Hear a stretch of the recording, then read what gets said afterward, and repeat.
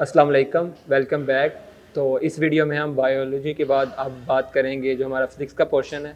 तो फिज़िक्स का अगर कंपैरेटिवली बात की जाए तो एफएससी के हिसाब से तो सिलेबस जो आप फॉलो करेंगे, मेरे ख्याल में मैंने फेडरल का भी चेक किया था, लेकिन मुझे उसके लिहाज से जो पंजाब टेक्स्ट बुक है वो ज़्यादा अच्छी लगी थी।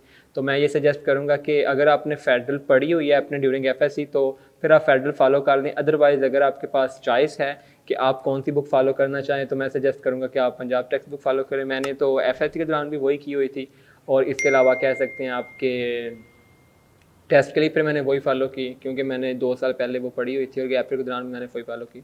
तो अगर आप बात करते हैं कंपैरिजन में, तो जो एफएससी के एग्ज़ाम्स होते हैं उनके हिसाब से आप कह लें कि जो एमडी का टेस्ट होता है वो भी काफ़ी डिफ़िकल्ट होता है, क्योंकि एफएससी में मोस्टली कह लें आपको वही सेम जो क्राइटेरिया फॉलो होता है, एमसीक्यूज वगैरह थोड़े बहुत कह लें कंसेप्चुअल हो सकते हैं, मोस्टली कह लें रटे वाले होते हैं।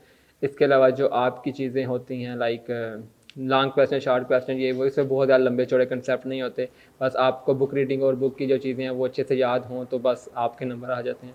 अब अगर एमडी कैट की बात की जाए तो उसमें कंपैरेटिवली चीज़ें मुश्किल आती हैं, लाइक न्यूमेरिकल भी आ जाते हैं और इस तरह की चीज़ें और भी कम्प्लेक्स हो सकती हैं, लेकिन फिर भी उसमें क्या है, जो रेशियो है ना वो काफ़ी कम है। लाइक अगर बात की जाए कि कितने परसेंट चीज़ें आ रही हैं तो उसमें काफ़ी ज़्यादा कम है। मतलब जो एमडी कैट है उसमें अगर आप देखते हैं तो जो लॉन्ग क्वेश्चन होंगे या न्यूमेरिकल जो होंगे वो इतने ज़्यादा नहीं होते। लाइक अगर आप बात करते हैं एमडी कैट के हवाले से तो उसमें क्या है कि जो न्यूमेरिकल्स की रेशियो है वो काफ़ी ज़्यादा कम होती है। लाइक उसमें जो दूसरे चीज़ें होती हैं, जो कह लें कि स्टेटमेंटल क्वेश्चन होते हैं या इस तरह से जो दूसरी चीज़ें हो सकती हैं वो काफ़ी ज़्यादा होती हैं। लेकिन जो एक्चुअल कह लें कि जो एकेयू का टेस्ट है उसमें कह लें जो न्यूमेरिकल्स की रेशियो है बहुत ज़्यादा हाई होती है। इवन को स्टेटमेंटल क्वेश्चन आता है तो वो भी ऐसा ही सिंपल नहीं आएगा, उसके पीछे भी काफ़ी लंबा चौड़ा कंसेप्ट लग रहा होगा। और इसको कह लें कि इवन एफएससी वाले भी इसको कह लें कि डिफ़िकल्ट पोर्शन समझ रहे होते हैं जो एकेयू का टेस्ट होता है। और जो दूसरे हैं जिनने कह लें सिलेबस पहली दफ़ा फर्स्ट रो में गो थ्रू किया होता है उनके लिए तो ऑब्वियसली कह लें कि काफ़ी चैलेंजिंग हो सकता है। लेकिन कह लें कि अगर ए लेवल स्टूडेंट की बात की जाए तो वो कंसेप्चुअली ज़्यादा पढ़ रहे होते हैं तो उनको वो इसका बेनिफिट होता है।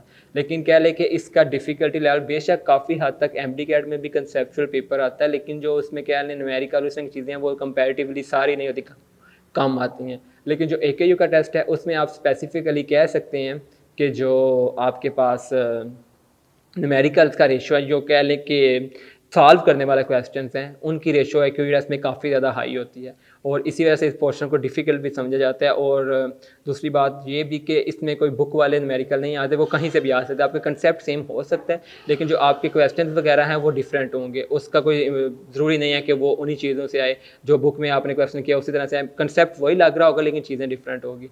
तो अब इनकी जो प्रैक्टिस रिसोर्सेज हो सकते हैं उनकी बात कर सकते हैं। तो जो फर्स्ट आपका रिसोर्स होगा वो तो ऑब्वियसली आपका कह लें कि जो आपने अकेडमी वगैरह ज्वाइन की है उनकी जो प्रैक्टिस बुक और जो टेस्ट सेशन होते हैं उसके टेस्ट वगैरह होते हैं, आप वो प्रैक्टिस करेंगे। इसके साथ आप कह रहे हैं डेट स्पॉट हाईली रिकमेंडेड है फॉर फिजिक्स। बाकी बुक्स जो सेशन है उनके लिए मैं सब्जेक्ट हैं जो उनके लिए मैं मेंशन करता हूँ, लेकिन जो आपका फिजिक्स का पोर्शन है स्पेसिफिकली इसके लिए कह लें ज़्यादा इंपॉर्टेंट है, क्योंकि जो फिजिक्स के जो क्वेश्चंस आने का स्टाइल है वो बहुत हद तक आप कह लें कि आपका मैच कर रहा होता है जो आपका एक्चुअल टेस्ट होता है उसके साथ। तो इसके लिए तो बहुत ज़्यादा बाकी रिसोर्सेज बेशक भी आप यूज़ करें, लेकिन रेड स्पॉट इसके लिए क्या है मैं कहूँगा कि मस्ट है वो ज़रूर यूज़ करें। और वही है, इसी तरह आपको गूगल पे अवेलेबल हो सकती है। इसके अलावा जिस तरह पिछली वीडियो में बायोलॉजी के लिए मैंने रिसोर्सेज मेंशन किए, तो रेड स्पॉट आपको गूगल से अवेलेबल हो सकते हैं या हार्ड फॉर्म से भी आप परचेज कर सकते हैं।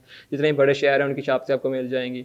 इसके अलावा जो आपके अकेडमी के टेस्ट या प्रेपरेशन बुक्स हैं वो अगर आपने अकेडमी ज्वाइन की है तो वो ज़रूर प्रैक्टिस करें। इसके अलावा अगर आपने कोई भी अकेडमी ज्वाइन नहीं की तो फिर आप वही सईद एमडी कैट वाला प्लेटफॉर्म है, उससे आपको लेक्चर, डिस्कशन, टेस्ट, जितनी भी प्रेपरेशन बुक हैं वो आपको उनकी वेबसाइट और व्हाट्सएप ग्रुप्स में मिल जाएंगी, तो वो आप ज्वाइन कर लें, वो काफ़ी हेल्पफुल होते हैं। लाइक अगर आपको अकेडमी का टेस्ट नहीं पसंद आ रहा तो आप दूसरी अकेडमी का टेस्ट कह लें सॉल्व कर लें या प्रैक्टिस बुक से आप प्रैक्टिस कर लें तो वो अच्छा है।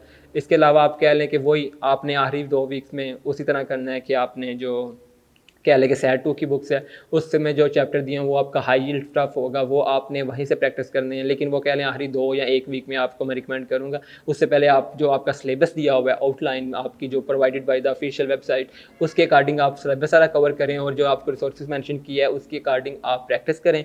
और जो आखिरी 1 या 2 वीक आपके पास टाइम होगा उसमें आप कोशिश करें कि जो हाई यील्ड चीज़ें बंदा वही कोशिश कर रहा था कि वो पहले करे। तो जो सेट 2 की चीज़ें हैं वो कह लें बेशक बहुत ज़्यादा नहीं होंगी लेकिन वो चीज़ें हाई यील्ड में आती हैं, तो वो आप उस टाइम में गो थ्रू करें और वो टेस्ट के करीब भी होगा तो ज़्यादा हेल्पफुल होगा आपके लिए।